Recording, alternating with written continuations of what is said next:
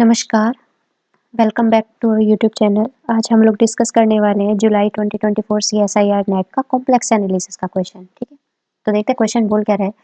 कह रहा है कि लेट ए और बी, मेरे पास कोई भी दो रियल नंबर है इस तरीके से कि एक तो नेगेटिव है एंड एक पॉजिटिव है, यानी ए को उसने पॉजिटिव दिया, सॉरी नेगेटिव दिया एंड बी को पॉजिटिव दिया।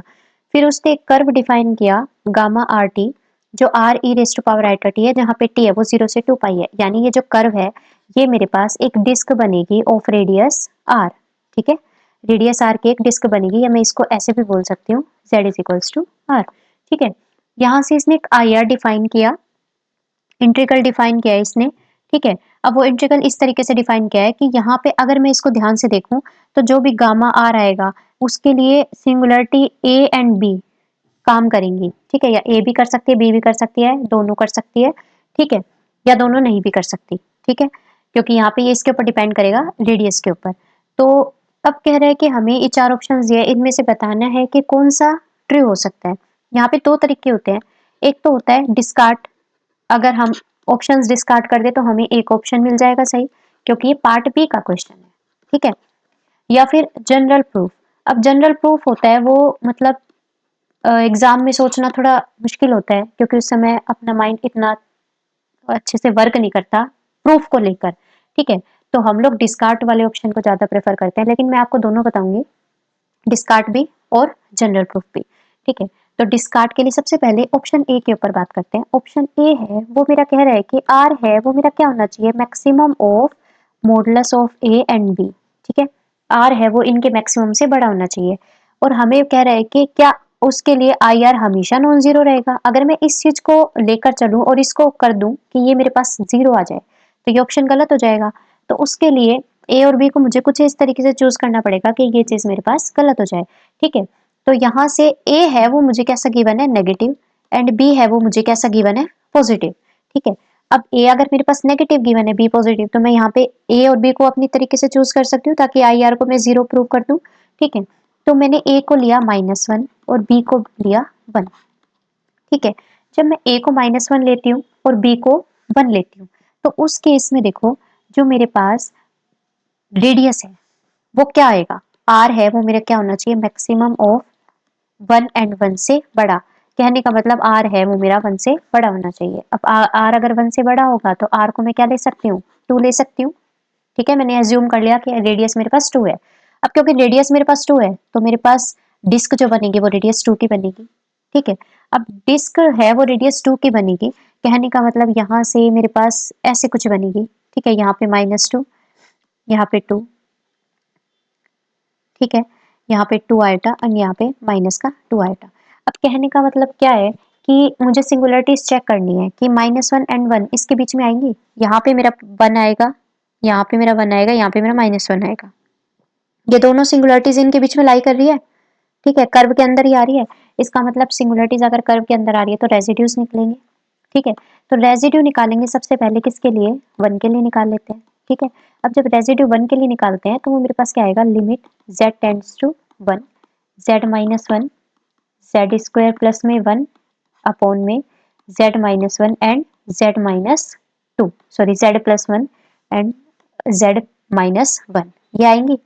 तो यहाँ से -1 से -1 वाला कैंसिल हो जाएगा। इसको सोल्व करने पे ये क्या देगा, 2/2 यानी 1। ठीक है, अब रेजिड्यू निकालना है किसके लिए, अब रेजिड्यू निकालेंगे -1 के लिए। ठीक है, -1 के लिए रेजिड्यू निकालेंगे तो वो मेरे पास क्या आएगा, limit z tends to -1, z +1, z square plus में 1 अपॉन में z प्लस में 1 एंड z माइनस में 1। ठीक है, ये +1 वाला कैंसिल हो जाएगा आपकी बार। ठीक है, यहाँ पे -1 पुट करने पे ऊपर तो 2 ही बचेगा, नीचे -2 हो जाएगा, यानी ये -1 हो जाएगा। अब मेरे पास जो फॉर्मूला होता है वो अगर मैं देखती हूँ, इंटीग्रल की जो वैल्यू आती है, जो भी आती है, मेरे पास 2 पाई आयोटा इनटू में सम ऑफ रेजिड्यूज आती है। और रेजिड्यू किसके ऊपर, जो मेरे पास सिंगुलरिटीज होती है उनके लिए, है ना। तो ये आ जाएगा 2 पाई आयोटा इनटू में सम ऑफ रेजिड्यूज, मेरे पास क्या है 1 एंड एक आया -1, तो ये 0 हो जाएगा। इसका मतलब जो आई आर की वैल्यू आ गई वो तो मेरे पास 0 आ गई रेडियस 2 के लिए, है ना। तो आई आर की वैल्यू 0 आ गई, लेकिन ऑप्शन में तो क्या बोल रहा है कि आई आर हमेशा नॉन जीरो रहेगा, तो ये ऑप्शन गलत हो जाएगा यहाँ से। ठीक है, अब चलते हैं ऑप्शन बी के ऊपर। ऑप्शन बी में यहाँ पे ये ऑप्शन ए में ग्रेटर देन था, ऑप्शन बी में लेस देन हो गया। ठीक है, तो यहाँ से वही केस लेकर चलते हैं, ए को -1 एंड बी को 1, ऑप्शन बी के लिए। और इसमें क्या करते हैं, आर को मैं पुट कर देती हूँ 1/2, ठीक है। आर को क्योंकि मुझे क्या लेना है, इनके मैक्सिमम से कम लेना है, तो इसका मतलब आर है वो मेरे पास लेस देन 1 होना चाहिए। तो लेस देन 1 के केस में मैंने क्या ले लिया, आर को 1/2 ले लिया। ये ऑप्शन बी की बात कर रहे हैं, ठीक है। और ए को -1 एंड बी को 1, यही केस रखा, ठीक है। तो उसके लिए रेजिड्यू निकालेंगे।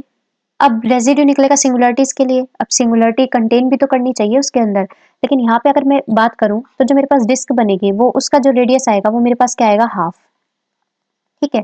तो ये -1 एंड 1 ये वाले तो चीजें बाहर रह गई, इसका मतलब सिंगुलरिटीज इसके अंदर लाई नहीं करी। जब सिंगुलरिटीज लाई नहीं करेगी, इसका मतलब कोचेन इंटीग्रल फॉर्मूला से हम डायरेक्ट बोल सकते हैं कि आई आर की वैल्यू मेरे पास क्या आ जाएगी, 0 के इक्वल, ठीक है। तो इसका मतलब ये मेरे पास क्या आ जाएगा, 0 आ जाएगा। तो बी ऑप्शन में क्या बोल रहा है कि वो मेरे पास फिर नॉन 0 आएगा, तो इसका मतलब ये ऑप्शन भी गलत हो गया, ठीक है। अब चलते हैं ऑप्शन डी के ऊपर। ऑप्शन डी क्या बोलता है कि अगर मेरे पास ये चीज है कि modulus of a less than r is less than b, तो आई आर मेरे पास 0 रहेगा। अगर मैं इसको प्रूव कर दूं कि मेरे पास नॉन 0 है, तो ये ऑप्शन भी गलत हो जाएगा, ठीक है। तो उसके लिए ए और बी को कुछ इस तरीके से ऑब्जर्व करना पड़ेगा, ठीक है। तो मैं ए को ले लेती हूँ -1 एंड बी को मैं ले लेती हूँ 2, ठीक है। तो जो आर होगा वो मेरा कहाँ से लाई करना चाहिए था, मॉडुलस ऑफ ए और बी के बीच में। तो मॉडुलस ऑफ ए यानी 1 और 2, यानी 1 और 2 के बीच में लाई करेगा आर। तो आर को मैं क्या ले लेती हूँ, 3/2 ले लेती हूँ, ठीक है। ये इनके बीच में लाई कर रहा है। अब यहाँ से अगर 3/2 लिया तो डिस्क क्या बनेगी, 3/2 की, ठीक है। अब डिस्क 3/2 की बनेगी। यहाँ से हम लोग क्या करेंगे, रेजिड्यू निकलेगा किसके लिए, सिर्फ सिंगुलरिटीज के लिए। अब सिंगुलरिटी अगर मैं देखूं यहाँ से, तो ये जो डिस्क बनती है मेरे पास, ये मेरे पास क्या बनेगी, 3/2 की, है ना। यहाँ से 3/2, यहाँ से 3/2, 3/2। तो जो -1 रहेगा वो तो इसके अंदर आ जाएगा, लेकिन जो 2 रहेगा वो बाहर रह जाएगा, 2 यहाँ पे आएगा ना, ठीक है। तो इसका मतलब सिंगुलरिटी सिर्फ एक ही है इसके पास, वो भी -1 के ऊपर। तो इसका मतलब रेजिड्यू सिर्फ -1 के ऊपर निकलेगा, ठीक है। तो इसका मतलब रेजिड्यू जो निकलेगा वो मेरा क्या निकलेगा, -1 के लिए। तो -1 के लिए रेजिड्यू निकालेंगे यहाँ से, तो आएगा limit z tends to -1, z plus में 1, z स्क्वायर प्लस में 1 अपॉन में z प्लस में 1 एंड आगे z माइनस में 2, ठीक है। तो ये कैंसिल आउट हो जाएगा। यहाँ से -1 पुट किया, ये आया 1, नीचे क्या आ जाएगा, सॉरी ये ऊपर आया 2 एंड नीचे क्या आ जाएगा, -3। तो इसका मतलब ये -2/3 निकल गया रेजिड्यू। अब रेजिड्यू अगर मेरे पास ये निकल गया तो वही फॉर्मूला अप्लाई करेंगे, 2 पाई आयोटा इंटू में सम ऑफ रेजिड्यू। अब क्योंकि रेजिड्यू तो एक के लिए निकला है, तो इसका मतलब ये हो जाएगा 2 पाई आयोटा इंटू में जो भी है, इंटू में एक 1/2 और भी था आई आर का, है ना, माइनस का 2/3। तो ये इसका मतलब यहाँ से ये मेरे पास क्या आ गया, नॉन जीरो आ गया, है ना। आई आर की वैल्यू जो आई वो मेरे पास क्या आई, नॉन जीरो आई। अब अगर आई आर की वैल्यू मेरे पास नॉन जीरो आ गई, तो इसका मतलब मेरे पास जो डी ऑप्शन है, डी ऑप्शन में क्या बोल रहा था कि मेरे पास 0 रहेगी, तो ये तो वो गलत हो गया। तो इसका मतलब फोर्थ ऑप्शन गलत हो गया। अब क्योंकि पार्ट बी का क्वेश्चन है, तो डायरेक्ट हम लोग ये 3 ऑप्शन डिस्कार्ड करके बोल सकते हैं कि ये मेरे पास करेक्ट होगा। लेकिन अगर इसका भी जनरल प्रूफ देखना हो कि भाई थर्ड ऑप्शन है, लेकिन अगर कई बार ऐसा होता है कि हमें अगर डिस्कार्ड करने नहीं आ रहे, तो हम लोग कोई एक ऑप्शन, पर्टिकुलर ऑप्शन उठाकर उसका जनरल प्रूफ करने की कोशिश करते हैं। अगर ऐसा हो जाता है तो वो हमारा ऑप्शन सही हो जाता है, ठीक है। तो यहाँ से क्या करते हैं, देखो सी ऑप्शन का अगर जनरल प्रूफ की बात करें, तो उसी ऑप्शन में बोल क्या रहा है, सबसे पहले तो यही देखते हैं कि मॉडुलस ऑफ ए है वो बी के इक्वल है। अब मॉडुलस ऑफ ए बी के इक्वल है, इसका मतलब ए तो नेगेटिव था, बी पॉजिटिव था, इसका मतलब मैं बी को -a लिख सकती हूँ या फिर ए को -b लिख सकती हूँ, एक ही बात है, ठीक है। यानी कहने का मतलब एक नेगेटिव वर्जन होएगा दूसरे का, ठीक है। तो यहाँ से अब देखो क्या कह रहा है कि आर है वो मेरे पास मैक्सिमम है, ठीक है।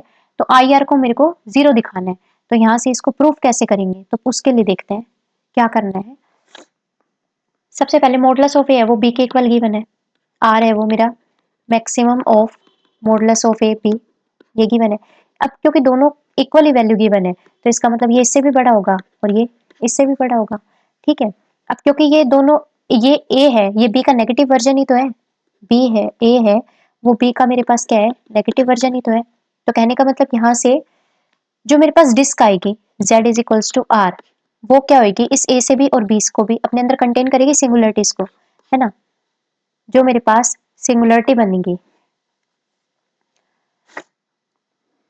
वो क्या करेगी, इन दोनों को कंटेन कर जाएगी, आर इनसे बड़ा होगा, यहाँ पे ए लाई करेगा, यहाँ पे माइनस का ए लाई करेगा और यहाँ पे बी लाई करेगा, इन दोनों को कंटेन कर जाएगी। ठीक है, तो कंटेन करने के साथ अगर ऐसा हुआ तो इसका मतलब रेसिड्यूज निकलेगा वो दोनों का निकलेगा, तो यहाँ पे सबसे पहले रेसिड्यू निकालते हैं, किसके लिए, ए के लिए निकाल लेते हैं। ठीक है, तो रेसिड्यू जब ए के लिए निकालते हैं तो वो मेरे पास क्या आता है, limit z tends to a z minus a and f z क्या था, जेड स्क्वायर प्लस में 1 अपॉन में z माइनस ए z माइनस बी। ठीक है, इसको जब कैलकुलेट करेंगे तो ये मेरे पास क्या बन जाएगा, ऊपर पुट किया ए स्क्वायर प्लस में 1 अपॉन में नीचे क्या आ गया, ए माइनस बी। ठीक है, सिमिलरली अब हम निकालते हैं z is equals to b के लिए, तो z is equals to b के लिए क्या आ जाएगा, z माइनस बी से z माइनस बी कैंसिल हो जाएगा, ऊपर क्या बचेगा, z स्क्वायर प्लस में 1, मैं डायरेक्ट पुट कर रही हूँ बी स्क्वायर प्लस में 1 अपॉन में क्या हो जाएगा, बी माइनस का ए। ठीक है, तो ये मेरे पास रेजिड्यू आया बी के लिए। अब यहाँ से वही फॉर्मूला अप्लाई कर देंगे, सम ऑफ रेजिड्यूज वाला, तो ये आई जो आर आता है वो मेरे पास क्या आएगा, 2 पाई आयोटा इनटू में सम ऑफ रेजिड्यूज, तो sum of residues a square plus में 1 अपॉन में ए माइनस बी प्लस में, यहाँ पे मैं इसको ऐसे लिख सकती हूँ, negative of b square plus में 1 अपॉन में ए माइनस बी।